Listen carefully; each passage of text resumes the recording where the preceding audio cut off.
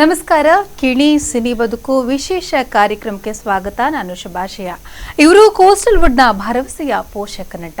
Banking ಕ್ಷೇತ್ರದಿಂದ ಬಣ್ಣದ ಬದುಕಿನೆಡೆಗೆ ಇವರು ನಾಟಕದ ಕಿಣಿ ಅಂತಾನೆ ಹೆಸರುವಾಸಿ. ಯುವರಾಜ್ ಕಿಣಿ ಇವತ್ತಿನ ಕಾರ್ಯಕ್ರಮದ ಅತಿಥಿ ಅಂತಾನೆ ಹೇಳ್ಬೋದು. ಇವರ ಬಣ್ಣದ ಬದುಕಿನ ಅನುಭವವನ್ನು ಒಂದು ಪರಿಚಯ ಮಾಡಿಕೊಡುವಂತ ಕಾರ್ಯಕ್ರಮನೇ ಕಿಣಿ ಸಿನಿ ಬದುಕು. ಇವತ್ತಿನ ವಿಶೇಷ ಅತಿಥಿ ಯುವರಾಜ್ ಕಿಣಿ. ಅವರನ್ನ ಕಾರ್ಯಕ್ರಮಕ್ಕೆ ಸ್ವಾಗತ ಮಾಡೋಣ. ನಮಸ್ತೆ ಸರ್, ನಿಮಗೆ ಕಾರ್ಯಕ್ರಮಕ್ಕೆ ಸ್ವಾಗತ. ನೀವೊಬ್ರು ಕಲಾವಿದ್ರು ಅಂತ ಕೇಳಲ್ಪಟ್ಟೆ, ಅದೇ ರೀತಿ ಸಿನಿಮಾದಲ್ಲಿ ಕೂಡ ಮಾಡಿದ್ರಿ. ಹೇಳಿ ಸರ್, ಬ್ಯಾಂಕಿಂಗ್ ಕ್ಷೇತ್ರದಿಂದ ಬಣ್ಣದ ಬದುಕಿಗೆ ಕರ್ತಿದ್ದು ಹೇಗೆ, ಕೈ ಬೀಸಿ ಕರ್ತಿದ್ದು ಹೇಗೆ ಬಣ್ಣದ ಬದುಕು? ಅಂದರೆ ಮೊದಲನೇದಾಗಿ ನಾನು ನನ್ನ ಪ್ರೈಮರಿ ಎಜುಕೇಷನ್ನಿಂದಲೇ ಅಂದರೆ ಸಾಧಾರಣ ಥರ್ಡ್ ಸ್ಟ್ಯಾಂಡರ್ಡಲ್ಲಿ ಇರುವ ಹೊತ್ತಿಗೆ ನನ್ನನ್ನು ನಾಟಕಕ್ಕೆ ಕಾಮಿಡಿ ರೋಲ್ ಕೊಟ್ಟು ನನ್ನನ್ನು ಒಂದು ಪೋಷಿಸಿದರು ಅಂತ ಹೇಳ್ಬೋದು. ಆಗ ಅದನ್ನು ತುಂಬ ಎಫೆಕ್ಟಿವ್ ಆಗಿ ಮಾಡಿ ನಮ್ಮ ಹೈಸ್ಕೂಲು ಮತ್ತು ಪ್ರಾಥಮಿಕ ಶಾಲೆಯಲ್ಲಿ ಪ್ರತಿ ವರ್ಷವೂ ಫ್ಯಾನ್ಸಿ ಡ್ರೆಸ್ಸಲ್ಲಿ ಪ್ರಥಮ ಪ್ರೈಸ್ ಪಡಿತಾ ಇದ್ದೆ. ಮತ್ತು ನಾಟಕಗಳಲ್ಲಿ ಕೂಡ ನನಗೆ ಪ್ರತಿ ಸಲನೂ ಈ ಕಾಮಿಡಿ ರೋಲೇ ಕೊಟ್ಟು ಆ ಪರ್ಟಿಕ್ಯುಲರ್ ಡ್ರಾಮವನ್ನು ಅವರು ಲಾಸ್ಟಿಗಿನ್ನೇ ಇಡ್ತಿದ್ರು, ಕಡೆಗೆ. ಆ ಕಾರ್ಯಕ್ರಮ ನಮ್ಮ ಊರಲ್ಲಿ ಹೇಗಂದರೆ ಸ್ಕೂಲ್ ಡೇಲೆಲ್ಲ ಎಲ್ಲ ಕಾರ್ಯಕ್ರಮ ಆಗಿ ನನ್ನ ಕಾರ್ಯಕ್ರಮ ಇಡುವ ವಿಷಯದಲ್ಲಿ ನನಗೆ ಸ್ವಲ್ಪ ಅವ್ರ ಹತ್ರ ಕೇಳಿದೆ ನಾನು, ಸರ್ ನೀವು ಯಾಕೆ ನನ್ನ ಒಂದು ಡ್ರಾಮವನ್ನು ಲಾಸ್ಟಿಗೆ ಇಡ್ತೀರಿ ಅಂತ.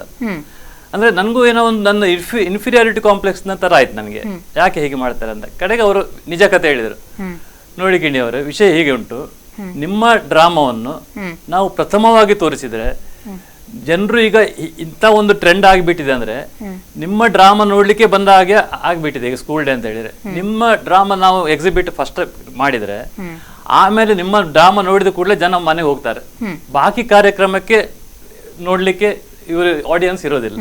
ಅದೇ ಅದರ ಗುಟ್ಟು ನಿಮ್ಮ ಇಷ್ಟು ಇಫೆಕ್ಟಿವ್ ಆಗಿದೆ ಅಂದ್ರೆ ಆ ಟೈಮಲ್ಲಿ ನನಗೆ ಇಡೀ ನಮ್ಮ ಊರಲ್ಲಿ ನಾಟಕದ ಕಿಣಿ ಅಂತಲೇ ಹೆಸರಿತ್ತು.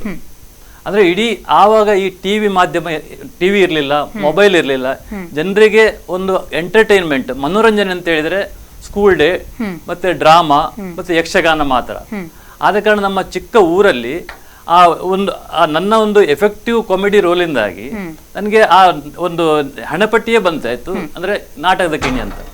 ಅಲ್ಲಿಂದ ಮುಂದೆ ನನ್ನ ಕಾಲೇಜ್ ಲೈಫಲ್ಲಿ ಕೂಡ ಅದೇ ಪಟ್ಟ ನನಗೆ ಬಂತು. ಶಾಲೆಯ ಇದು ಕಾಲೇಜ್ ನಾವು ಹೋಗ್ತಾ ಇರೋ ಬಸ್ಸಲ್ಲೇ ಆದರೂ ನನ್ನ ಅದರ್ ಸ್ಟೂಡೆಂಟ್ಸ್ ಕೂಡ ಟೌನಿಂದ ನಾವು ಕಾಲೇಜಿಗೆ ಬರಲಿಕ್ಕೆ ಸಪ್ರೇಟ್ ಒಂದು KSRTC ಬಸ್ ಇತ್ತು. ಅದರಲ್ಲಿ ಬರುವಾಗಲೂ ಹಾಗೆ ಡ್ರೈವರು ನನ್ನನ್ನು ಕಾದುಕೊಂಡಿರ್ತಿದ್ರು. ಅಂದ್ರೆ ಅವರಿಗೂ ಇಡೀ ಬಸ್ಸಿಗೆ ಒಂದು ಮನೋರಂಜನೆ, ನನ್ನ ಮಾತಾಡೋದು ಸ್ಟೈಲ್, ಆ ಪಂಚ್ ಡೈಲಾಗ್, ಇದೆಲ್ಲ ಜನರಿಗೆ ನಮ್ಮ ಸ್ಟೂಡೆಂಟ್ಸ್ಗೆಲ್ಲ ಒಂದು ತುಂಬಾ ಸಂತೋಷದ ವಿಷಯ. ಟೈಮ್ ಪಾಸ್, ಒಂದು ಅರ್ಧ ಗಂಟೆಯ ಜರ್ನಿ ಅಷ್ಟು ಮನೋರಂಜನೆ ಭರಿತವಾಗಿರ್ತಿತ್ತು.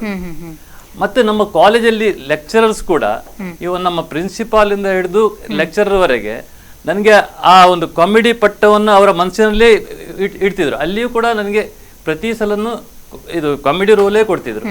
ಮತ್ತೆ ನಾನು ಒಂದು ಸಲ ಏನೋ ನಮ್ಮ ಪ್ರಿನ್ಸಿಪಾಲ್ ಒಂದು ಪನಿಷ್ಮೆಂಟ್ ಕೊಟ್ಟರು, ಯಾವುದೋ ಒಂದು ನನಗೆ ಯಾವುದು ಬ್ಯಾಂಕಿಂಗ್ನ ಒಂದು ಇದು ಅದು ಡೆಫಿನೇಷನ್ ಬಂದಿಲ್ಲ ಅಂತ, ನನ್ನ ಬಯೋಟ್ ಬಂದಿಲ್ಲ ಅಂತ ಹೇಳಿ ಅದನ್ನು 20 ಸಾರಿ ಬರೆದು ತನ್ನಿ ಅಂತ ಹೇಳಿದರು. ನಾನೇನು ಮಾಡಿದೆ, ಅದನ್ನು ಬರೆದೆ. ಆ ಬುಕ್ಕಲ್ಲಿ ನನ್ನ ಹೆಸರನ್ನು YOUWE ಕಿಣಿ ಅಂತ ಬರೆದೆ. YOUWE ಕಿಣಿ, ನನ್ನ ಹೆಸರು UV ಕಿಣಿ. ಅದನ್ನು ಒಂದು ದಿವಸ ಅವರು ಬಂದರು, ಬುಕ್ಸ್ ಎಲ್ಲ ತರಿಸಿದ್ರು ಪನಿಷ್ಮೆಂಟ್ ಇದ್ದು. ಅವರು ಸ್ಟಾರ್ಟ್ ಮಾಡಿದರು, ನಿಮ್ಮ ಕ್ಲಾಸಲ್ಲಿ ಒಬ್ರು ತುಂಬಾ ಬ್ರಿಲಿಯಂಟ್, ತುಂಬಾ ಕಾಮಿಡಿ ಒಬ್ರು ಇದ್ದಾರೆ, ಅವರು ಮುಂದಕ್ಕೆ ಏನೋ ಒಂದು ಸ್ಟೇಜ್ಗೆ ಒಂದು ಸ್ಟೇಜಿಗೆ ಹೋಗ್ತಾ ಇದ್ದಾರೆ, ಅವ್ರ ಹೆಸರನ್ನು ಬರೆದದ್ದು ನೋಡಿ YOUWE ಕಿಣಿ, ವಿಶಾಲ ಮನೋಭಾವನೆ, ನೀವು ನಾವು ಕಿಣಿ ಅಂತೇಳಿ, YOUWE ಕಿಣಿ ಅಂತೇಳಿ. ಹಾಗೆ ಇಡೀ ಕಾಲೇಜಲ್ಲಿ ಇವನ್ ಹೊಸ ಲೆಕ್ಚರರ್ ಬಂದರೂ ಕೂಡ ಅವರಿಗೆ ಆ ನಮ್ಮ ಡಿಪಾರ್ಟ್ಮೆಂಟ್ನವರು, ಅಂದ್ರೆ ನಮ್ಮ ಕಾಮರ್ಸ್ ಡಿಪಾರ್ಟ್ಮೆಂಟ್ನವರು ಹೇಳ್ತಿದ್ರು, ನೀವು ಕ್ಲಾಸಲ್ಲಿ ಕಿಣಿಯವರೊಂದು ಹ್ಯಾಂಡಲ್ ಮಾಡಿದ್ರೆ ನೀವು ಸಕ್ಸಸ್ ಆಗ್ತೀರಿ. ಅವರು ಕ್ಲಾಸಲ್ಲಿ ಗಲಾಟೆ ಮಾಡೋದಿಲ್ಲ, ಸೌಂಡ್ ಮಾಡೋದಿಲ್ಲ. ಆದ್ರೆ ನೀವು ಲೆಕ್ಚರ್ ಕೊಡೋತ್ತಿಗೆ ಒಂದು ಅವರಿಗೆ ಆಸ್ಪದ ಸಿಕ್ಕಿರೋ ಒಂದು ವರ್ಡ್ ಇಡೀ ಕ್ಲಾಸ್ ನಗಾಡ್ತದೆ. ಆದ ಕಾರಣ ನೀವು ಅವರನ್ನೊಂದು ಕಂಟ್ರೋಲ್ ಮಾಡಿ ಅಂತ ಹೇಳಿದ್ರೆ, ಅದಕ್ಕೆ ಬೇಕಾದ ಕೆಲವು ಲೆಕ್ಚರ್ ಏನ್ ಮಾಡಿದ್ರು ಅಂದ್ರೆ ನಮ್ಮ ಅವರವರ ಸಬ್ಜೆಕ್ಟಿನ ಲೆಕ್ಚರ್ನ ಟೈಮಲ್ಲಿ 5-10 ನಿಮಿಷ ನನಗೆ ಒಂದು ಇಯರ್ ಮಾರ್ಕ್ ಮಾಡಿ ಇಡ್ತಿದ್ರು. ಆ ಟೈಮಲ್ಲಿ ನೀನು ಏನ್ ಬೇಕಾದ್ರೂ ಮಾತಾಡ್ಬಹುದು, ಇಡೀ ಕ್ಲಾಸನ್ನು ನೆಗಾಡಿಸಬಹುದು. ಆದ್ರೆ ನಾವು ಕ್ಲಾಸ್ ಮಾಡೋತ್ತಿಗೆ ಮಾತಾಡಿದ್ರೆ ನಮಗೂ ಕನ್ಫ್ಯೂಸ್ ಆಗ್ತದೆ. ಎಷ್ಟೋ ಜನ ಮರೆತು ಹೋಗಿದ್ದಾರೆ. ಅಂದ್ರೆ ಅವ್ರು ಪಾಪ ಫಸ್ಟಿಗೆ ಜಾಯಿನ್ ಆದ ಲೆಕ್ಚರರ್ಗಳು ಪಾಪ ಬಯಾರ್ಟ್ ಎಲ್ಲ ಮಾಡಿ ಫಸ್ಟ್ ಇನಿಷಿಯಲ್ ಸ್ವಲ್ಪ ಪ್ರಾಬ್ಲಮ್ ಇರ್ತದೆ. ಯಾವ ಪ್ರೊಫೆಷನಲ್ ಆದ್ರೂ ಸ್ವಲ್ಪ ಇನಿಷಿಯಲ್ ಟೀಚಿಂಗ್ ಪ್ರಾಬ್ಲಮ್ ಇರ್ತದೆ. ಅವ್ರು ಪಾಪ ಬಯಾರ್ಟ್ ಎಲ್ಲ ಮಾಡಿ ಎಲ್ಲ ಬಂದವರು ನನ್ನ ಒಂದು ಡೈಲಾಗ್ ಇಂದಾಗಿ ಅವ್ರು ಮರೆತು ಬಿಡ್ತಿದ್ರು. ಅಂತ ಸಿಚುವೇಶನ್ ಬರ್ತಿತ್ತು. ಮತ್ತೆ ನಾನು ಒಂದು ಸಲ ಒಂದು ಕುರುಡನ ಫ್ಯಾನ್ಸಿ ಡ್ರೆಸ್ ಹಾಕಿದ್ದೆ. ಆಗ ನಾನು ಕುರುಡನ ಇದು ಮಾಡಿ ನನ್ನ ಕಣ್ಣನ್ನು ಸ್ವಲ್ಪ ಟ್ವಿಸ್ಟ್ ಮಾಡ್ಲಿಕ್ಕೆ ಆಗ್ತದೆ. ಹಾಗೆ ಮಾಡಿ ಹೋಗ್ತಾ ಇರುವಾಗ ಹೀಗೆ ಆಕ್ಷನ್ ಮಾಡಿ ಹೋಗ್ತಾ ಇರುವಾಗ ಒಬ್ರು ಲೆಕ್ಚರ್ ಎಷ್ಟು ಅದರಲ್ಲಿ ಇನ್ವಾಲ್ವ್ ಆಗಿದೆ ಅಂದ್ರೆ ಅವ್ರಿಗೆ ನನ್ನ ತಲೆಯಲ್ಲಿ ನಾನು ನಿಜವಾದ ಕುರುಡ ಅಂತ ಹೇಳಿ ಅವ್ರು ಮೆತ್ತಗೆ ಹೇಳ್ತಾ ಇದ್ದಾರೆ. ಆ ಮಾರ್ಕ್ಸ್ ಹಾಕ್ಲಿಕ್ಕೆ ಕುತ್ಕೊಂಡ ಇವರು ಹೇಳ್ತಾ ಇದ್ದಾರೆ, ಜಾಗ್ರತೆ ಅಲ್ಲಿ ಟೇಬಲ್ ಇದೆ ನಿಂಗೆ ತಾಗ್ಬಹುದು ಅಂದ್ರೆ ಅವ್ರ ಮನಸ್ಸಲ್ಲಿ ನಾನು ಕುರುಡನಿ ಅಂತ. ಕುರುಡನಿಗೆ ಹೇಗೆ ಗೈಡ್ ಮಾಡ್ತಾರೆ ಹಾಗೆ ನಂಗೆ ಗೈಡ್ ಮಾಡಿದೆ. ಅಂದ್ರೆ ಅಷ್ಟೊಂದು ಸಹಜತೆ ಬರ್ತಾ ಇತ್ತು. ಹಾಗಾದ್ರೆ ಜೀವನದಲ್ಲಿ ಕೂಡ ಒಂದು ಹಾಸ್ಯ ಪ್ರಜ್ಞೆ ಜೊತೆಯಾಗಿ ಬಂತು ಅಂತ ಹೇಳ್ಬೋದು. ಬಾಲ್ಯ ದಿನಗಳನ್ನ ಹೇಳಿದ್ರಿ ನೀವು, ಯಾವ ರೀತಿ ಇತ್ತು ನಿಮ್ಮಲ್ಲಿ ಹಾಸ್ಯ ಪ್ರಜ್ಞೆ ಅನ್ನುವಂಥದ್ದನ್ನ. ಸೊ ನಿಮ್ಮ ಹಾಸ್ಯ ಪ್ರಜ್ಞೆಗೆ ಎಲ್ಲ ಕಡೆಯಿಂದ ಕೂಡ ಒಂದು ಒಳ್ಳೆ ರೀತಿಯ ಏನು ಸಕಾರಾತ್ಮಕ ಪೋಷಣೆ ಸಿಕ್ತು ಅಂತಾನೆ ಹೇಳ್ಬೋದು. ಹಾಗೆ ನೀವು ಮನೆಯವರ ಸಹ ಏನು ಪ್ರೋತ್ಸಾಹ ಯಾವ ರೀತಿ ಇತ್ತು? ಮತ್ತೆ ಇನ್ನೊಂದು ಕೇಳ್ಬೇಕಂತ ಹೇಳಿದ್ರೆ, ಮುಖ್ಯವಾಗಿ ನೀವು ರಂಗಭೂಮಿ ಕಲಾವಿದ್ರು ಅಂತ ಹೇಳಿದ್ರಿ, ಯಕ್ಷಗಾನದಲ್ಲಿ ಆಸಕ್ತಿ ಬಂದಿಲ್ವಾ ಈ ಕಡೆಯವರಾದ್ರಿಂದ? ಯಕ್ಷಗಾನದಲ್ಲಿ ಕೂಡ ನಾನು ಕಾಲೇಜಲ್ಲಿ ಚಾರಕನ ವೇಷ ಆಗ್ತಿದ್ದೆ. ಚಾರಕ ಅಂದ್ರೆ ಅದರಲ್ಲಿ ಯಕ್ಷಗಾನದಲ್ಲಿ ಕಾಮಿಡಿ ರೋಲ್ ಅಂದ್ರೆ ಚಾರಕ. ಅದರಲ್ಲಿ ನನ್ನ ಕುಣಿತದ ಒಂದು ಜನ ಮೆಚ್ಚುಗೆ ಪಡೆದಿದ್ದಾರೆ. ಯಕ್ಷಗಾನ ಕಲಾವಿದ್ರು ಕೂಡ ಹೌದು ನೀವು? ಹೌದು. ಅಂದ್ರೆ ಚಾರಕನ ಪಾತ್ರ ಮಾತ್ರ, ಬಾಕಿ ಪಾತ್ರ ದೊಡ್ಡ ಕಿರೀಟದ ವೇಷ ಎಲ್ಲ ಹಾಕಿಲ್ಲ. ಚಾರಕನ ವೇಷ ಹಾಕಿ ವಿವಿಧ ಭಂಗಿಗಳಲ್ಲಿ ಡ್ಯಾನ್ಸ್ ಎಲ್ಲ ಮಾಡಿ ನನ್ನ ಮನಸ್ಸನ್ನು ಖುಷಿ ಮಾಡಿದ್ದೇನೆ. ಮನೆಯವರ ಪ್ರೋತ್ಸಾಹ ಹೇಗಿತ್ತು? ಮನೆಯಲ್ಲಿ ಕೂಡ ನಮ್ಮ ತಂದೆಯವರು ಕೂಡ ಯಕ್ಷಗಾನಕ್ಕೆ ಎಲ್ಲ ಒಂದು ಪ್ರೇಕ್ಷಕರಾಗಿ ಹೋಗ್ತಾ ಇದ್ರು. ನನ್ನ ಅಣ್ಣ ಕೂಡ ಇದೇ ಇದರಲ್ಲಿ ಸ್ಟೇಜ್ ಆರ್ಟಿಸ್ಟ್ ಆಗಿದ್ದ. ಆಮೇಲೆ ನಾವು ಇಬ್ರು ಕೂಡ ನಮ್ಮ ಹೊಟ್ಟೆಪಾಡಿಗಾಗಿ ಬ್ಯಾಂಕಿಂಗ್ ಕ್ಷೇತ್ರವನ್ನು ಹೋಗಿದ್ದೆವು. ಅಂದ್ರೆ ನಮ್ಗೆ 2 ಆಪ್ಷನ್ ಇತ್ತು. ಐದರ್ ನಾನು ಈ ಕಡೆ ಕಲಾರಂಗಕ್ಕೆ ಹೋಗ್ಬೇಕಿತ್ತು, ಅಥವಾ ನನ್ನ ಇದು ಪ್ರೊಫೆಷನಲ್ ನನ್ನ ಕಲ್ತ ಹುದ್ದೆಗೆ ಇದಕ್ಕೆ ಡಿಗ್ರಿಗೆ ಸರಿಯಾಗಿ ಹೋಗ್ಬೇಕಿತ್ತು. ನಾನು ಹೀಗೆ ಡಿಸೈಡ್ ಮಾಡಿ ನನಗೆ ಇವರು ನನ್ನ ವೆಲ್ ವಿಷರ್ಸ್, ನನ್ನ ಹಿತೈಷಿಗಳು ನನಗೆ ಇದು ಮಾಡಿದ್ರೆ, ನೀವು ಫಸ್ಟ್ ಬ್ಯಾಂಕಿಗೆ ಒಮ್ಮೆ ನುಗ್ಗಿ. ಅದೇ ಎಲ್ಲೋ ಒಂದ್ ಕಡೆ ನಿಮ್ಮ ಕರಿಯರ್ ಅದನ್ನ ಆಪ್ಟ್ ಮಾಡ್ಕೊಳ್ಳುವಂತ ಸಮಯದಲ್ಲಿ ಎಲ್ಲ ನಿಮ್ಮ ಒಂದು ಟ್ಯಾಲೆಂಟ್ಗೆ ಒಂದು ಕರ್ಬ್ ಆಯ್ತು ಅಂತ ಹೇಳಿ ನಿಮ್ಗೆ ಅನಿಸ್ತಾ, ಅಥವಾ ಏನು ಬ್ರೇಕ್ ಆಯ್ತು? ಸಾಮಾನ್ಯವಾಗಿ ಯುವಕರಾಗಿರುವಾಗ ಸಿನಿಮಾದ ಆಕರ್ಷಣೆ ಹೆಚ್ಚಾಗಿರ್ತದೆ, ಅಥವಾ ನಟಿಸ್ಬೇಕನ್ನೋಂಥ ಆಕರ್ಷಣೆ ಹೆಚ್ಚಾಗಿರ್ತದೆ. ನೀವು ಅದ್ರ ಬ್ಯಾಂಕಿಂಗ್ ಕ್ಷೇತ್ರನ ಆಯ್ಕೆ ಮಾಡ್ಕೊಂಡ್ರಿ. ಆ ಸಂದರ್ಭ ನಿಮ್ಮ ಪ್ರತಿಭೆಗೆ ಎಲ್ಲಾದ್ರೂ ಇದಾಯ್ತು ಅಂತ ಹೇಳಿ ನಿಮ್ಗೆ ಅನಿಸ್ತಾ? ಹೌದು. ಅಂದ್ರೆ ನಾನು ನನ್ನ ಫಸ್ಟ್ ಪೋಸ್ಟಿಂಗ್ ಬಾಂಬೆಗೆ ಆಯ್ತು. ಬಾಂಬೆಗೆ ಹೋದಾಗ ನಮ್ಗೆ ಅದು ನಾನು ಮನೆಯ ಒಂದು ವಾತಾವರಣದಿಂದ ಫಸ್ಟಿಗೆ ಹೊರಗಡೆ ಹೋದ್ದು ಫಸ್ಟ್ ಈಗ ಆಸ್ ಎ ಪ್ರೊಫೆಷನಲ್ ಇದಾಗಿ ಬ್ಯಾಂಕಿಂಗ್ ವೃತ್ತಿ ಇಟ್ಕೊಂಡು ಅಲ್ಲಿ ಹೋದಾಗ ನನ್ಗೆ ಅಲ್ಲಿಯ ಒಂದು ಜೀವನ ಶೈಲಿಯಲ್ಲಿ ಸಮಯದ ಸ್ವಲ್ಪ ಅಭಾವ ಆಯ್ತು. ಆದ್ರೂ ನಾನು ಮಾತಾಡೋ ಸ್ಟೈಲ್ ಇದೆಲ್ಲ ನೋಡಿ ಕೆಲವರನ್ನ ಪರಿಚಯ ಆಗಿ ನಮ್ಮ ದಕ್ಷಿಣ ಕನ್ನಡದವರೆಲ್ಲ ನನ್ಗೆ ಪರಿಚಯ ಆದ್ಮೇಲೆ ಕೆಲವರು ನಂಗೆ ಸಜೆಸ್ಟ್ ಮಾಡಿದ್ರು, ನೋಡಿ ನಾವು ಸಿದ್ಧಾರ್ಥ ಲಾ ಕಾಲೇಜಿನ ಸ್ಟೂಡೆಂಟ್ಸ್ಗಳು, ನೀವು ಅವರು ಕೂಡ ಎಂಪ್ಲಾಯ್ಡ್ ಈವ್ನಿಂಗ್ ಕಾಲೇಜಿಗೆ ಬರ್ತಾ ಇದ್ರು. ನನ್ನನ್ನು ಅವರು ಇದು ಮಾಡಿ ಪರ್ಸುವೇಡ್ ಮಾಡಿ, ನಮ್ಗೆ ಈಗ ಫ್ಯಾನ್ಸಿ ಡ್ರೆಸ್ಸಿಗೆಲ್ಲ ಪಾಯಿಂಟ್ ಸಿಗ್ತಾ ಇಲ್ಲ ಕನ್ನಡ ಸಂಘದ ಕಾಂಪಿಟೇಷನ್ ಅಲ್ಲಿ, ಅದರಿಂದಾಗಿ ನಮ್ಗೆ ಇದು ರನ್ನರ್ಸ್ ಅಪ್ ಇದು ಎಲ್ಲ ಸ್ವಲ್ಪ ಪ್ರಾಬ್ಲಮ್ ಬರ್ತಾ ಇದೆ, ಅದು ಒಂದು ಇದಕ್ಕೆ ನೀವು ಫಿಟ್ ಆಗ್ತೀರಿ ನಿಮ್ಮ ಇದೆಲ್ಲ ಕೇಳುವಾಗ ಅಂತ ಹೇಳಿ ನನ್ನನ್ನು ಇದಕ್ಕೆ ಸಿದ್ಧಾರ್ಥ ಲಾ ಕಾಲೇಜಿಗೆ ಸೇರುವ ಹಾಗೆ ಮಾಡಿ, ಅಲ್ಲಿಂದ ನಮ್ಗೆ ಪ್ರತಿ ವರ್ಷ ಇದು ಫ್ಯಾನ್ಸಿ ಡ್ರೆಸ್ ಅಲ್ಲಿ ಕೂಡ ಪ್ರೈಸ್ ಸಿಗ್ಲಿಕ್ಕೆ ಸ್ಟಾರ್ಟ್ ಆಯ್ತು. ಓಕೆ. ಮತ್ತೆ ಸಿನಿಮಾ ಬದುಕಿನ ಬಗ್ಗೆ ಹೇಳಿ. ಬ್ಯಾಂಕಿಂಗ್ ಕ್ಷೇತ್ರ ಬಿಟ್ಟು ಮತ್ತೆ ಸಿನಿಮಾ ಬದುಕಿಗೆ ಹೇಗೆ ಎಂಟ್ರಿ ಆದ್ರೆ, ಯಾರು ನಿಮ್ಮನ್ನ ಪರಿಚಯಿಸಿದ್ದು ಸಿನಿಮಾಕ್ಕೆ ಅಂತ? ನಂಗೆ ಅಂದ್ರೆ ಈಗ ನಮ್ಮ ಕನ್ನಡ ಚಿತ್ರರಂಗದಲ್ಲಿ ಪ್ರಸಿದ್ಧ ಮ್ಯೂಸಿಕ್ ಡೈರೆಕ್ಟರ್ ಆದ ವಿ ಮನೋಹರ್ ಅವರು ನನ್ನ ಕಾಲೇಜ್ ಮೇಟ್. ಅವರು ನನ್ನನ್ನು ಕಾಲೇಜಲ್ಲಿರುವಾಗ ನನ್ನನ್ನು ಹೀಗೆ ಒಬ್ಸರ್ವ್ ಮಾಡಿ, ನನ್ನ ನಾಟಕ ನೋಡಿ, ನನ್ನ ಒಂದು ಪಂಚಿಂಗ್ ಡೈಲಾಗ್ ಮತ್ತೆ ಹಾಸ್ಯ ಪ್ರವೃತ್ತಿ, ಬಾಕಿಯವರನ್ನು ಯಾವಾಗ್ಲೂ ಸದಾಕಾಲ ಒಂದು 70 mm ನಗು ಅಂತ ಹೇಳ್ತೇವಲ್ಲ ನಾವು, ಅದನ್ನು ಆ ತರ ನಾನು ನಗಾಡಿಸ್ತಾ ಇದ್ದೆ. ಆದ್ರೆ ನಾವು ನಮ್ಮ ಡಿಗ್ರಿ ಆದ್ಮೇಲೆ ನನಗೂ ಅವರಿಗೂ, ನಾನು ಬ್ಯಾಂಕಿಂಗ್ ಕ್ಷೇತ್ರಕ್ಕೆ ಹೋದೆ, ಅವರು ಈ ಪ್ರೊಫೆಷನ್ಗೆ ಅವರ ಮ್ಯೂಸಿಕಲ್ಲಿ ಅವ್ರಿಗೆ ತುಂಬಾ ಇಂಟ್ರೆಸ್ಟ್ ಇತ್ತು, ಅವರು ಆ ಕಡೆ ಹೋದ್ರು. ಆದ್ರೆ ನಾವು ಮಧ್ಯದಲ್ಲಿ ಭೇಟಿ ಆಗ್ಲೇ ಇಲ್ಲ.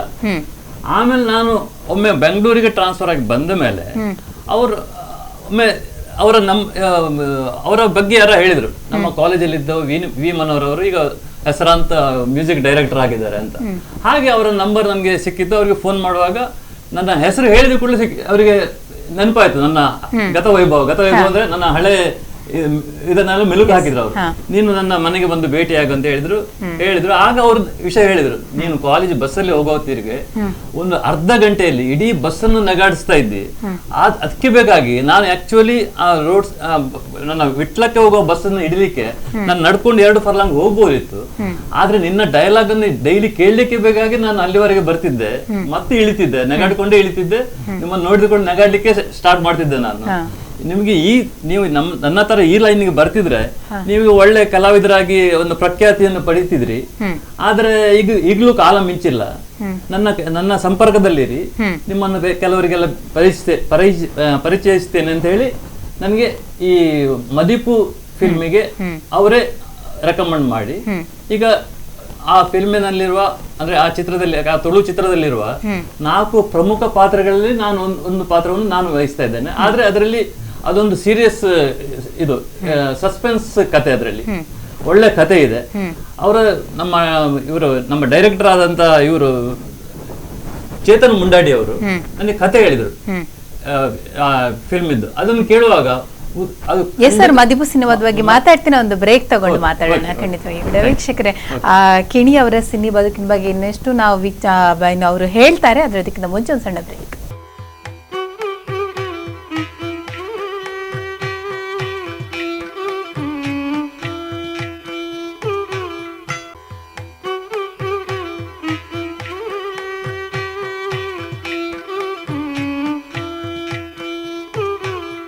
ಬ್ರೇಕ್ ನಂತರ ಮತ್ತೆ ವಿಶೇಷ ಕಾರ್ಯಕ್ರಮಕ್ಕೆ ಸ್ವಾಗತ. ಕಿಣಿ ಅವರ ಸಿನಿಮಾ ಬದುಕಿನ ಬಗ್ಗೆ ನಾವು ಮಾತಾಡ್ತಾ ಇದ್ವಿ. ನಮ್ಮ ಜೊತೆ ಇರೋಂಥ ಅತಿಥಿ ಯುವರಾಜ್ ಕಿಣಿ ಅವರು. ಬನ್ನಿ ಅವರನ್ನ ಇನ್ನಷ್ಟು ವಿಚಾರಗಳನ್ನ ಮಾತಾಡ್ಸೋಣ. ಹೇಳಿ, ಏನಂತ ಹೇಳಿದರೆ ಕೋಸ್ಟಲ್ ವುಡ್ನ ಭರವಸೆಯ ಪೋಷಕ ನಟ ಅನ್ನೋಂಥ ಅಭಿಪ್ರಾಯಗಳು ಅರ್ಥ ಆಗ್ತಾ ಕೇಳಿ ಬರ್ತಾ ಇದೆ ಎಲ್ಲ ಕಡೆಯಿಂದ ಕೂಡ, ಮದಿಪು ತಂಡದಿಂದ ಅಂತಾನೆ ಹೇಳ್ಬೋದು. ಮುಖ್ಯವಾಗಿ ಮದಿಪು ಅಲ್ಲಿ ಅವಕಾಶ ಸಿಗೋದಕ್ಕೆ ವಿ ಮನೋಹರ್ ಅವರು ಕಾರಣ ಅಂತ ಹೇಳಿದ್ರಿ. ಮದಿಪು ಸಿನಿಮಾದ ಬಗ್ಗೆ ಸ್ವಲ್ಪ ಹೇಳಿ, ಆ ತಂಡದ ಬಗ್ಗೆ ಸ್ವಲ್ಪ ಹೇಳಿ. ಅದು ಮದಿಪು ಅಂದ್ರೆ ಅದರ ಅರ್ಥ ದೈವದ ನುಡಿ ಅಂತ. ಅದೊಂದು ಫುಲ್ ಸಸ್ಪೆನ್ಸ್ ಡ್ರಾಮಾ ಅಂತ ಹೇಳ್ಬೋದು. ಅಂದ್ರೆ ಒಂದು ಧರ್ಮದ ಒಂದು ಹುಡುಗ ಬಿಕಾಸ್ ಆಫ್ ಪವರ್ಟಿ, ಬಡತನದಿಂದಾಗಿ ಅದು ಬೇರೆಯವರ ಕೈಗೆ ಹೋಗ್ತದೆ. ಅಲ್ಲಿ ದೊಡ್ಡದಾಗಿ ಅಲ್ಲಿ ಅದನ್ನು ಮತ್ತೆ ತಾಯಿ ಹುಡ್ಕೊಂಡು ಬಂದು ಅದನ್ನು ಐಡೆಂಟಿಫೈ ಆಗೋದು. ಮಿಡ್ಲಲ್ಲಿ ಭೂತದ ಕೋಲ ಎಲ್ಲ ಇದ್ದು ನಮ್ಮ ದಕ್ಷಿಣ ಕನ್ನಡದ ಎಲ್ಲಾ ಚಟುವಟಿಕೆಗಳು ಅಂದ್ರೆ ಭೂತಾರಾಧನೆ ಎಲ್ಲ ಅದರಲ್ಲಿದೆ, ಸಸ್ಪೆನ್ಸ್ ಇದೆ. ಅದರ ಸ್ಟೋರಿಯನ್ನು ಅವರು ನೆರೇಟ್ ಮಾಡೋತ್ತಿಗೆ ನಂಗೆ ನಿಜವಾಗಿ ತುಂಬಾ ಖುಷಿ ಆಯ್ತು. ಅವರು ಅಷ್ಟು ಒಂದು ಶ್ರದ್ಧೆಯಿಂದ ಅದರಲ್ಲಿ ಅವರ ಪೂರ್ಣ ನಮ್ಮ ಚೇತನ್ ಮುಂಡಾಡಿ ಅವರು ಆರ್ಟ್ ಡೈರೆಕ್ಟರ್, ಕನ್ನಡದ ಆರ್ಟ್ ಡೈರೆಕ್ಟರ್, ಅವರ ಟ್ಯಾಲೆಂಟ್ ಅನ್ನೆಲ್ಲ ಅದರಲ್ಲಿ ಹಾಕಿದ್ದಾರೆ. ಅವರು ಅದನ್ನ ಅಷ್ಟೊಂದು ಪರಿಪಕ್ವತೆಯಿಂದ ಅದು ತಯಾರು ಮಾಡಿದ್ದಾರೆ. ಅಂತ ಇದರಲ್ಲಿ ನನಗೆ ನಾನು ಯಾಕೆ ಆ ರೋಲ್ ಅನ್ನು ಮಾಡಬಾರ್ದು ನೋಡಿ, ನಾನು ಖಂಡಿತ ನನ್ನ ಪರಿಶ್ರಮವನ್ನು ಹಾಕಿ ಅದಕ್ಕೆ ಒಂದು ಸಕ್ಸಸ್ ತರಬೇಕಂತ ಒಂದು ಉದ್ದೇಶದಿಂದ ಅದನ್ನು ಒಪ್ಪಿಕೊಂಡೆ. ಅದರ ಮೊದಲು ಒಂದು ಚಿಕ್ಕ ಒಂದು ಸೀರಿಯಲ್ ನಲ್ಲಿ ಯಾವುದು ಒಂದೂರಲ್ಲಿ ರಾಜಾರಾಣಿ ಅಂತ ಒಂದು ತುಂಬಾ ಚಿಕ್ಕ ಸಮಯದಲ್ಲಿ ಅದರಲ್ಲಿ ಒಂದು ನಾನು ಪಾತ್ರ ಮಾಡಿದ್ದೇನೆ.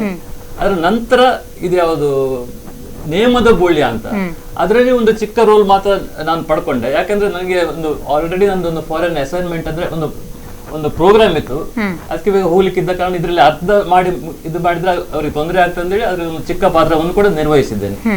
ಓಕೆ, ಮದಿಪು ಸಿನಿಮಾದಲ್ಲಿ ನಿಮ್ಮ ಪಾತ್ರದ ಬಗ್ಗೆ ಸ್ವಲ್ಪ ಹೇಳಿ. ನೀವು ಮುಖ್ಯವಾಗಿ ಹಾಸ್ಯ ಕಲಾವಿದ್ರು ಅಂತ ಹೇಳಿದ್ರೆ, ಇದರಲ್ಲಿ ಒಂದು ಸೀರಿಯಸ್ ಗಂಭೀರವಾದ ಪಾತ್ರ ಮಾಡ್ಲಿಕ್ಕೆ ಏನ್ ಕಾರಣ? ಅದ್ರಲ್ಲಿ ಅಂದ್ರೆ ಒಂದು ಕೋಆರ್ಡಿನೇಟರ್ ತರ ನನ್ನ ರೋಲ್. ಆ ಊರಿನ ಎಲ್ಲಾ ಮಾಹಿತಿಗಳು ನನ್ನ ಹತ್ರ ಇರ್ತದೆ. ಈಗ ಕೆಲವು ಊರಲ್ಲಿ ಚಿಕ್ಕ ಚಿಕ್ಕ ಹಳ್ಳಿಗಳಲ್ಲಿ ಕೆಲವರೆಲ್ಲ ಇನ್ಫಾರ್ಮೇಶನ್ ಕಲೆಕ್ಟ್ ಮಾಡಿ ಅದನ್ನು ಸ್ಪ್ರೆಡ್ ಮಾಡುವವರು ಇರ್ತಾರೆ, ಅದಕ್ಕೆ ಒಂದು ಕತೆ ಕಟ್ಟುವವರು ಇರ್ತಾರೆ. ಅಂತ ಒಂದು ಇದರಲ್ಲಿ ಸನ್ನಿವೇಶದಲ್ಲಿ ನನ್ನ ಪಾತ್ರ ಹೋಗ್ತಾ ಇರ್ತದೆ. ಒಂದು ಕಬ್ಬಿಣದ ಕತ್ತಿ ಎಲ್ಲ ಮಾಡುವಂತ ಒಂದು ಆಚಾರ್ಯ ಅಂತ ಹೇಳ್ತಾರೆ ನಮ್ಮ ಮೊದಲೆಲ್ಲ ನಾವು. ಆ ಒಂದು ಪ್ರೊಫೆಷನ್ ನಾವು ಕೈಯಿಂದಲೇ ಇದು ಮಾಡಿ ಅದರ ಬೆಂಕಿಯನ್ನು ಇದು ಮಾಡಿ ಅದನ್ನು ಹೊಡೆದು ಅದಕ್ಕೆ ಒಂದು ಶೇಪ್ ಕೊಟ್ಟು ಕತ್ತಿಗೆ ಎಲ್ಲ ಮಾಡ್ತಾರಲ್ಲ, ಆ ಒಂದು ಪ್ರೊಫೆಷನ್ ಇದು.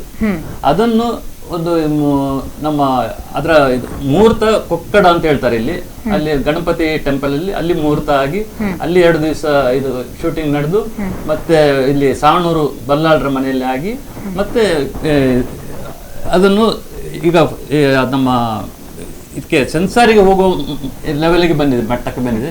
ಇನ್ನು 1-2 ತಿಂಗಳಲ್ಲಿ ಅದು ರಿಲೀಸ್ ಆಗ್ತದೆ. ಮತ್ತೆ ಅದನ್ನು ಇದಕ್ಕೆ ನಮ್ಮ ಫಿಲ್ಮ್ ಫೆಸ್ಟಿವಲ್ ಗೋವಾಕ್ಕೆ, ಅದರಲ್ಲಿ ಒಂದು ಎಂಟ್ರಿ ಸಿಗುವ ಚಾನ್ಸ್ ಇದೆ ಅದಕ್ಕೆ. ಅಂದ್ರೆ ನಮ್ಮ ಇದು ಡೈರೆಕ್ಟರ್ ಮತ್ತು ಪ್ರೊಡ್ಯೂಸರ್ ಮತ್ತೆ ಎಲ್ಲ ಸಹ ಕಲಾವಿದರು ಕೂಡ ಅದಕ್ಕೆ ಡೆಫಿನೆಟ್ ಆಗಿ ಒಂದು ಅವಾರ್ಡ್ ಬರ್ತದೆ ಅಂತ ಒಂದು ಪೂರ್ಣ ಭರವಸೆಯಿಂದ ಇದ್ದೇವೆ ನಾವು. ಅದರಲ್ಲಿ ನಮ್ಮ ಪ್ರಖ್ಯಾತ ಕನ್ನಡ ಸೀರಿಯಲ್ ಮತ್ತು ಸಿನಿಮಾದ ನಟರಾದಂತ MK ಮಠ್ ಅವರು ಇದ್ದಾರೆ, ಮತ್ತೆ ಸೀತಾಕೋಟೆ ಇದ್ದಾರೆ, ಮತ್ತೆ ಇವರು ನಮ್ಮ ಒಂದೂರು ಕಿಲ್ಲಿಂಗ್ ವೀರಪ್ಪನಲ್ಲಿ ಒಬ್ರು ಅಭಿನಯ ಮಾಡಿದ ಸತ್ಯ ಅಂತ ಇದ್ದಾರೆ ಅವರು, ಮತ್ತೆ ನಮ್ಮ ರಮೇಶ್ ಕುಕ್ಕುವಳ್ಳಿ, ಸುಜಾತಾ ಶೆಟ್ಟಿ, ನಾನು ಮತ್ತೆ ಇತರ ರಂಗಭೂಮಿಯ ಕೆಲವು ಪ್ರಖ್ಯಾತ ಮಂಗಳೂರು ಮತ್ತು ಬೆಂಗಳೂರಿನ ಪ್ರಖ್ಯಾತ ಕಲಾವಿದರು ಇದ್ದಾರೆ. ಕ್ಯಾಮೆರಾ ಫೇಸ್ ಮಾಡಿದಾಗ ಏನನ್ನಿಸ್ತು? ಮತ್ತೆ ನೀವು ಹಾಸ್ಯ ಕಲಾವಿದ್ರು ಅಂತ ಹೇಳಿದ್ರಿ, ಈ ಗಂಭೀರ ಪಾತ್ರಗಳನ್ನ ಮಾಡೋದಕ್ಕೆ ಏನ್ ವ್ಯತ್ಯಾಸ ಅಂತ ಅನ್ನಿಸ್ತು? ನನಗೆ ಒಂದು ಇದರಲ್ಲಿ ಚೇಂಜ್ ಇರಬೇಕು ಅಂತ, ನನಗೆ ಅದು ಸೂಟ್ ಆಗ್ತದ ಇಲ್ಲ ಅಂತ ನೋಡುವ ಒಂದು ಟೆಸ್ಟಿಂಗ್ ಡೋಸ್ ತರ. ನಿಮ್ ಪ್ರಕಾರ ಇವಾಗ ಸೂಟ್ ಆಗುತ್ತೆ ಅಂತ ಅನ್ಸುತ್ತೆ? ಸೂಟ್ ಆಯ್ತು, ಸೂಟ್ ಆಯ್ತು. ನಾನು ಫಸ್ಟ್ ಟೈಮ್ ಇದರಲ್ಲಿ ಒಮ್ಮೆ ಇದು ಫೇಸ್ ಮಾಡಿದ ಕಾರಣ, ಸೀರಿಯಲ್ ಅಲ್ಲಿ ತುಂಬಾ ಚಿಕ್ಕ ಪಾತ್ರದಲ್ಲಿ ಒಮ್ಮೆ ಫೇಸ್ ಮಾಡಿದ ಕಾರಣ ನಂಗೆ ಸ್ಟೇಜ್ ಫಿಯರ್ ಅಂತ ಹೇಳ್ತಾರಲ್ಲ ಈ ನಾಟಕದಲ್ಲಿ, ಹಾಗೆ ಇದರಲ್ಲಿ ಕೂಡ ಒಂದು ಕ್ಯಾಮರಾದಲ್ಲಿ ಫೇಸ್ ಮಾಡುವಾಗ ಒಂದು ಫಿಯರ್ ಇರ್ಲಿಲ್ಲ. ನನ್ನನ್ನು ಮೊದಲು ಕೂಡ ಹಾಗೆ ಏನು ನನ್ನ ಇದು ಪ್ರಿಪರೇಷನ್ ನಾಟಕದ ಮೊದಲನೇ ದಿವಸವರೆಗೆ ಯಾರಿಗೂ ಇದು ಧೈರ್ಯ ಇರೋದಿಲ್ಲ, ಇವನು ಮಾಡ್ತಾನೆ ಇಲ್ವಾ, ಏನ್ ಮಾಡ್ತಾನೆ, ನಮ್ದು ಫ್ಲಾಪ್ ಆಗ್ತದ ಅಂತ ಒಂದು ಹೆದರಿಕೆ ಇರ್ತದೆ. ಆದ್ರೆ ನಾಟಕದ ಸ್ಟೇಜಿಗೆ ಬಂದ ಕೂಡಲೇ ಅದೊಂದು ಸ್ಟೇಜ್ ಸ್ಪಿರಿಟ್ ಅಂತ ಹೇಳ್ತಾರೆ, ಅದರಿಂದಾಗಿ ನಾನು ಎಲ್ಲರನ್ನೂ ಓವರ್ಟೇಕ್ ಮಾಡಿ ನನ್ನ ಪಾತ್ರ ಒಂದು ಸೂಪರ್ ಒಂದು ಶೈನ್ ಆಗೋ ತರ ಮಾಡ್ತೀನಿ. ಕಂಟಿನ್ಯೂಸ್ ಕ್ಲಾಪ್ಸ್ ಇದೆಲ್ಲ ಬರ್ತಾ ಇರುತ್ತೆ. ಮತ್ತೆ ಹೇಳಿ, ನಿಮ್ಮ ನಾಟಕದ ಕಿಣಿ ಅಂತಾನೆ ನಿಮ್ಮ ಏನು ಪರಿಚಯದವ್ರು ಇರ್ಬೋದು ಅಥವಾ ನಿಮ್ಮ ಸಹಪಾಠಿತನ ಇರೋರು ಸುಮಾರು ಜನ ಆತರನೇ ಗುರುತಿಸಿದ್ದಾರೆ. ಸೊ ಅದ್ರ ಬಗ್ಗೆ ಸ್ವಲ್ಪ ಹೇಳಿ. ಅಂದ್ರೆ ನಾನಂದ್ರೆ ಬರೀ ಸ್ಟೇಜ್ ಅಲ್ಲಿ ಮಾತ್ರ ಇರ್ಲಿಲ್ಲ, ನಾನು ಹೇಳಿದ ಪ್ರಕಾರ ಇವನ್ ರಿಯಲ್ ಲೈಫ್ ಅಲ್ಲಿ ಕೂಡ ಇದನ್ನೇ ಒಂದು ತಮಾಷೆ ಇದರಲ್ಲಿ ಎಲ್ಲ ನನ್ನ ಲೈಫ್ ಅನ್ನು ಕೊಂಡೋಗ್ತಾ ಇದ್ದೇನೆ. ಇವನ್ ಒಮ್ಮೆ ನಮ್ಮ ಕಾಲೇಜಿನ ಇದರಲ್ಲಿ ಕಾಲೇಜ್ ಕ್ಯಾಂಪಸ್ ಅಲ್ಲಿ ಬಸ್ಸು 2 ಸಲ ಪಲ್ಟಿ ಹೊಡಿತು, ಸೈಡ್ ವೇಸ್ ಹಾಕಿದ ಮಣ್ಣು, ಮಳೆಗಾಲ. ಆಗ ಟ್ರೀಟ್ ಎಲ್ಲರನ್ನು ಬಸ್ ಎಲ್ಲ ನಮ್ಮನ್ನೆಲ್ಲ ಹೊರಗೆ ತೆಗೆದ್ರು. ಆಮೇಲೆ ಒಂದು ಮೀಟಿಂಗ್ ನಡೆಯಿತು, ಅದರಲ್ಲಿ ನಮ್ಮ ಅನುಭವ ಹೇಳಲಿಕ್ಕೆ ಬಿದ್ದಾಗ ನಮ್ಗೆ ಏನು ಅನುಭವ ಆಯ್ತು, ಹೇಗೆ ನಾವು ಡೆಸ್ಪರೇಟ್ ಆದೆವು ನಾವು, ಅದರಲ್ಲಿ ಅದಕ್ಕೆ ಬೇಕಾಗಿ ಒಂದು ಮೀಟಿಂಗ್ ಆಯ್ತು. ಆಗ ನನ್ನ ಟರ್ಮ್ ಬರುವಾಗ ನಾನು ಅದರಲ್ಲಿ ಸ್ವಲ್ಪ ಗಾಯ ಆಗಿತ್ತು. ಕೇಳಿದಾಗ ನನ್ನ ಅನುಭವ ಹೇಳಿದೆ, ಕಿಣಿಯವರು ನಿಮ್ಗೆ ಏನಾಯ್ತು ಅಂತ ಕೇಳಿದ್ರು, ನಿಮ್ಮ ಅನುಭವ ಹೇಳಿ. ನಾನು ಹೇಳಿದೆ, ನಾನು ಮಳೆಗಾಲ ಆದ ಕಾರಣ ಕಿವಿಗೆ ಹತ್ತಿ ಹಾಕಿಕೊಂಡು ಹೋಗ್ತಾ ಇದ್ದೆ, ಒಂದು 8 ಕಿಲೋಮೀಟರ್ ನಮ್ದು ಮನೆಯಿಂದ ಬರ್ಲಿಕ್ಕಿತ್ತು. ಆಗ ನಾನು ಫಸ್ಟ್ ಬಿದ್ದ ಕೂಡಲೇ ನನ್ಗೆ ಧೈರ್ಯ ಇಲ್ಲ, ನಾನು ಬದುಕಿದನೇ ಇಲ್ಲ ಅಂತ ಹೇಳಿ ಅದಕ್ಕೆ ಕಿವಿಯಿಂದ ಹತ್ತಿ ತೆಗೆದು ಮೂಗಿನ ಹತ್ರ ಇಟ್ಟುಕೊಂಡೆ. ಅದು ಅಲ್ಲಾಡ್ತಿತ್ತು, ಬಚಾವ್ ಬದುಕಿದೆ ಅಂತ ಆ ತರ ಹೇಳಿದೆ. ಅದು ಅವ್ರಿಗೆ ಖುಷಿ ಆಯ್ತು. ಇಷ್ಟು ಇವರಿಗೆ ಬಸ್ಸಿನ ಆಕ್ಸಿಡೆಂಟ್ ಆಗಿ ಪೆಟ್ಟಾದ್ರು ಅದರಲ್ಲಿ ಒಂದು ಆಸೆ ಮಾಡ್ತಾ ಇದ್ದಾರೆ ಇವರು, ಕಿವಿಯಿಂದ ಹತ್ತಿ ತೆಗೆದು ಮೂಗಿಗೆ ಇಟ್ಟು ಬದುಕಿದೇನಾ ಇಲ್ಲ ಅಂತ ನೋಡಿರಂತ ಒಂದು ಆಸೆ ಇದನ್ನು ಅವರು ಎಕ್ಸಿಬಿಟ್ ಮಾಡ್ತಾ ಇದ್ದಾರೆ. ಅದು ಅಲ್ಲಿ ಒಂದು ಕ್ಲಾಪ್ ಸಿಕ್ಕಿತು. ಹಾಗೆ ಅಂತದ್ದು ತುಂಬಾ ಘಟನೆಗಳು ನಡೀತಾ ಇದೆ. ನಿಮ್ಮ ಜೀವನದಲ್ಲಿ ಆ ತರದ ಒಂದು ರಸಪ್ರಸಂಗಗಳನ್ನ ಹೇಳ್ಬೋದು, ಆ ತರದ್ದು ಏನಾದ್ರೂ? ನಾನಂದ್ರೆ ಒಮ್ಮೆ ಬೆಂಗಳೂರಲ್ಲಿ ಒಂದು ಆಫೀಸಲ್ಲಿ ಏನೋ ಒಂದು ಕೆಲಸ ಇತ್ತು. ಅಲ್ಲಿ ಫಸ್ಟ್ ಗೆ ರಿಸೆಪ್ಷನ್ ಅಲ್ಲಿ ಹೋದಾಗ ಒಬ್ರು ಆ ರಿಸೆಪ್ಷನ್ ಅಲ್ಲಿ ಕುಳಿತ ವ್ಯಕ್ತಿ ಹೇಳಿದ್ರು, ಅಲ್ಲಿ ನಮ್ಮ ಮೇಲಧಿಕಾರಿ ಅವರಿದ್ದಾರೆ, ಅವ್ರ ಹತ್ರ ಮಾತಾಡಿ ಅಂತ ಹೇಳಿದ್ರು. ಅಂದ್ರೆ ಅವರು ಒಂದು ಬೆರಳು ತೋರಿಸಿದ್ರು ಅದೇ ಡೈರೆಕ್ಷನ್ಗೆ. ನಾನು ಅದೇ ಡೈರೆಕ್ಷನ್ ಹೋದೆ, ಹೋಗಿ ಪುನಃ ಬಂದೆ. ಹೇಳಿದ್ರು, ನಿಮ್ಗೆ ಹೇಳಿದಲ್ಲ ಈಗ ಆ ಮೇಲಧಿಕಾರಿ ಹತ್ರ ಮಾತಾಡಿ ಅಂತ. ಯಾಕೆ ಬಂದ್ರಿ ನೀವು ಪುನಃ ಅಂತ ಹೇಳಿ. ಅವ್ರ ಮೇಲಧಿಕಾರಿ ಅಲ್ಲ, ಅವ್ರ ಫಿಮೇಲ್ ಅಧಿಕಾರಿ, ಅವ್ರ ಲೇಡಿ, ಆದ ಕಾರಣ ನಾನು ಪುನಃ ಬಂದೆ ಅಂತ. ಅವ್ರು ನಿಮ್ದು ಯಾವ ಊರ್ರಿ ನಿಮ್ದು ಅಂದ್ರೆ ಅವ್ರು ಹೇಳಿದ್ರು ಮೇಲಧಿಕಾರಿ, ನಾನು MA ಅವ್ರು ಮೇಲ್ ಅಂತ ಹೇಳಿದ್ರು. ಮೇಲಧಿಕಾರಿ ಅಂದ್ರೆ ಸುಪೀರಿಯರ್. ನಾನು ಅದನ್ನು ಅವ್ರಿಗೆ ಈ ತರ ಹೇಳಿದೆ, ಮೇಲ್ MALE. ಅವರು ಲೇಡಿ, ಫಿಮೇಲ್ ಅಧಿಕಾರಿ ಸರ್, ಅದು ಮೇಲಧಿಕಾರಿ ಅಲ್ಲ ಅಂತ. ಆ ತರದ್ದು ಸಾಕಷ್ಟು ನಡೀತಾ ಇರುತ್ತೆ. ಸೊ ಯಾವ ರೀತಿ ನಿಮ್ಮ ಜೀವನದಲ್ಲಿ ಹಾಸ್ಯ ಪ್ರಜ್ಞೆ ಬೆಳೆಸ್ಕೊಳ್ಳಿಕ್ಕೆ ಅಂತ ಹೇಳಿದ್ರೆ, ಸಾಮಾನ್ಯವಾಗಿ ಏನು ಬ್ಯಾಂಕಿಂಗ್ ಕ್ಷೇತ್ರ ತುಂಬಾ ಒತ್ತಡದ ಕ್ಷೇತ್ರ ಅಂತಾನೆ ಹೇಳ್ಬೋದು. ಸೊ ಹೇಗೆ ಅದನ್ನ ಬೆಳೆಸ್ಕೋತಂದ್ರಿ ಅಂತ? ನನ್ಗೆ ಅಂದ್ರೆ ಮೊದ್ಲಿಂದ ಈ ಪ್ರವೃತ್ತಿ ಇದ್ದ ಕಾರಣ ನಾನು ಎಲ್ಲವನ್ನು ಒಂದು ತುಂಬಾ ಲೈಟ್ಲಿ ಆಗಿ ತಗೊಳ್ತೇನೆ. ಮತ್ತೆ ನನ್ನ ಮೇಲಧಿಕಾರಿಗಳು ಕೂಡ ನನ್ನನ್ನು ಅದೇ ರೆಕಾಗ್ನೈಸ್ ಮಾಡಿ ಅವ್ರಿಗೆ ಒಂದು ಸಮಾಧಾನ ಅಂದ್ರೆ ನಾನು ಕೆಲಸ ಮಾಡ್ತೇನೆ, ಆದ್ರೆ ಮಿಡ್ಲಲ್ಲಿ ಮಾತಾಡಿ ಬಾಕಿಯವರು ಟೆನ್ಷನ್ ಅಲ್ಲಿ ಇರುವಾಗ ಅವರ ಒಂದು ಟೆನ್ಷನ್ ಅನ್ನು ಕೂಡ ಕಡಿಮೆ ಮಾಡ್ತೇನೆ. ಆದ ಕಾರಣ ಇವನ್ ನನಗೆ ಒಮ್ಮೆ ಅಹಮದಾಬಾದಲ್ಲಿ ಹಾಗೆ ಆಯ್ತು. ನನ್ನನ್ನು ರಿಲೀವ್ ಮಾಡೋ ಹೊತ್ತಿಗೆ ನನಗೆ ಟ್ರಾನ್ಸ್ಫರ್ ಆಗಿತ್ತು ಬೆಂಗಳೂರಿಗೆ.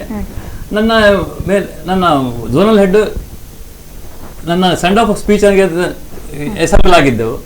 ಅವರು ಮಾತಾಡೋ ಬದಲು ಒಂದು 2-3 ನಿಮಿಷ ನನ್ನನ್ನು ನೋಡಿ ನಗಾಡಿದ್ರು. ನಗಾಡಿ ಅವ್ರು ನನ್ನನ್ನು ಎಪ್ರಿಸಿಯೇಟ್ ಮಾಡಿದ್ರು. ಇವನೊಬ್ಬ ನಮ್ಮ ಆಫೀಸಲ್ಲಿ ಇದ್ದಾನೆ, ಎಂತ ಕೆಲಸ ಎಂತ ಟೆನ್ಷನ್ ಇದ್ರು ಇವನು ಅದನ್ನು ತಡ್ಕೊಂಡು ಬಾಕಿಯವ್ರನ್ನ ನಗಾಡಿಸ್ತಾನೆ. ಆದ್ರೆ ಕೆಲಸ ನಡೀತಾ ಇರ್ತದೆ. ಅವರು ಕೂಡ ಅದೊಂದು ನಾವು ಮ್ಯೂಸಿಕ್ ಇಟ್ಟು ಕೆಲಸ ಮಾಡಿದ ಹಾಗೆ ಅವರ ಮನಸ್ಸನ್ನು ಚೇಂಜ್ ಮಾಡಿ ಟೆನ್ಷನ್ ಇದು ಮಾಡಿ ಇದು ನಮ್ಗೆ ಸ್ಫೂರ್ತಿ ಕೊಡ್ತಾರೆ ನಮ್ಮ ಇಡೀ ಹಾಲಿಗೆ. ಆದ ಕಾರಣ ನಾವು you have to salute him ಅಂತ ಹೇಳಿದ್ರು. ಓಕೆ, ತುಂಬಾ ಒಳ್ಳೆ ಇದನ್ನ ಶೇರ್ ಮಾಡ್ಕೊಂಡ್ರಿ. ಅದೇ ರೀತಿ ಹೇಳಿ ಮದಿಪು ಸಿನಿಮಾ ಅಂತ ಹೇಳಿದ್ರಿ, ಬೇರೆ ಯಾವ ಸಿನಿಮಾದಲ್ಲಿ ಅವಕಾಶಗಳಿದೆ? ಅದೇ ರೀತಿ ಕನ್ನಡಕ್ಕೆ ಅವಕಾಶ ಸಿಗುವಂತ ಏನು ಇದಿದೆಯಾ? ನಾನು ಇತ್ತೀಚೆಗೆ ತಾನೇ ನಾನು ಸ್ವಯಂ ನಿವೃತ್ತಿ ತಗೊಂಡು ಬ್ಯಾಂಕಿಂದ ಹೊರಗೆ ಬಂದಿದ್ದೇನೆ. ಆಗ್ಲೇ ಈಗ ಇದ್ರದ್ದು ಮದಿಪು ಇದರಲ್ಲಿ ಫುಲ್ ಇನ್ವಾಲ್ವ್ ಆಗಿದ್ದೆ.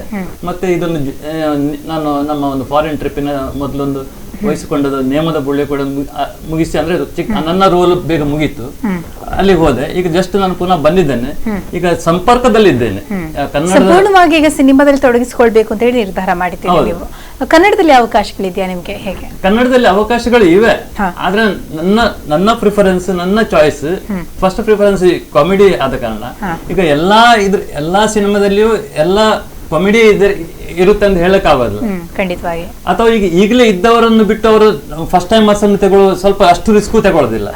ನಾವು ಚಿಕ್ಕ ಚಿಕ್ಕ ಪಾತ್ರವನ್ನು ವಹಿಸಿಕೊಂಡು ಆಮೇಲೆ ಜನರಿಂದ ಅಥವಾ ಡೈರೆಕ್ಟರ್ ಅಥವಾ ಪ್ರೊಡ್ಯೂಸರ್ ಇಂದ ಒಂದು ನಮ್ಮ ಮೇಲೆ ಭರವಸೆ ಬಂದ ಮೇಲೆ ನನಗೆ ಒಂದು ಉತ್ತಮ ದೊಡ್ಡ ಒಂದು ಕಾಮಿಡಿ ರೋಲ್ ಸಿಗ್ಬೋದು ಅಂತ ಒಂದು ಭರವಸೆಯಲ್ಲಿ ನಾನು ಹೋಗ್ತಾ ಇದ್ದೇನೆ. ಓಕೆ, ಕೊನೆಯದಾಗಿ ನೀವು ಸಿನಿಮಾ ರಂಗಕ್ಕೆ ಬಂದಿದ್ದೀರಾ, ನಿಮ್ಗೆ ಸಂತೋಷ ಇದೆಯಾ, ಖುಷಿ ಇದೆಯಾ? ನನಗೆ ನಿಜವಾಗಿ ಖುಷಿ ಇದೆ. ನನಗೆ ಒಂದು ಟೈಮ್ ಪಾಸ್ ಆಗ್ತದೆ. ಆದ್ರೆ ಒಂದು ನಮ್ಗೆ ಒಂದು ಏನ್ ಹೇಳ್ತಾರೆ, ಒಂದು ಹೆಸರು ಮತ್ತು ಇದು ಯಾರಿಗಾದ್ರೂ ಯಾವುದೇ ಒಂದು ಕಲಾವಿದನಿಗಾದ್ರೂ ಅವನ ಒಂದು ಪ್ರಖ್ಯಾತಿ ಅಥವಾ ಒಂದು ಪ್ರಪಂಚಕ್ಕೆ ಒಂದು ರೆಕಗ್ನೈಸ್ ಆಗಿಬಿಟ್ರೆ ಆ ಒಂದು ಉಲ್ಲಾಸ ಅಥವಾ ಅದೊಂದು ಪೀಸ್ ಆಫ್ ಮೈಂಡ್ ಅದು ನಿಜವಾಗಿ ಒಂದು ಗ್ರೇಟ್. ಇದು ಖಂಡಿತವಾಗಿ ಸರ್. ಸಾಕಷ್ಟು ನಿಮ್ಮ ಬದುಕಿನ ಬಗ್ಗೆ ನಮ್ಮ ಜೊತೆ ಹಂಚಿಕೊಂಡಿದ್ದೀರಿ. ನಿಮ್ಗೆ ತುಂಬಾ ಧನ್ಯವಾದ ಹೇಳಲಿಕ್ಕೆ ಇಷ್ಟಪಡ್ತೀನಿ. ಧನ್ಯವಾದ. ವೀಕ್ಷಕರೇ, ನೋಡಿದ್ರಲ್ಲ ಕಿಣಿಯವರ ಸಿನಿ ಬದುಕು, ಯುವರಾಜ್ ಕಿಣಿಯವರ ಸಿನಿ ಬದುಕು ಹೇಗಿತ್ತು ಅನ್ನೋದನ್ನ ಅದು ಮದಿಪು ಸಿನಿಮಾದಲ್ಲಿ ಮಾಡ್ತಾ ಇದ್ದಾರೆ. ಆ ಸಿನಿಮಾದ ಬಗ್ಗೆ ಕೂಡ ಸಾಕಷ್ಟು ಮಾಹಿತಿನ ನೀಡಿದ್ರು. ಇದು ಈ ಹೊತ್ತಿನ ವಿಶೇಷ. ಇಲ್ಲಿಗೆ ಕಾರ್ಯಕ್ರಮನ ಮುಗಿಸ್ತಾ ಇದ್ದೀನಿ.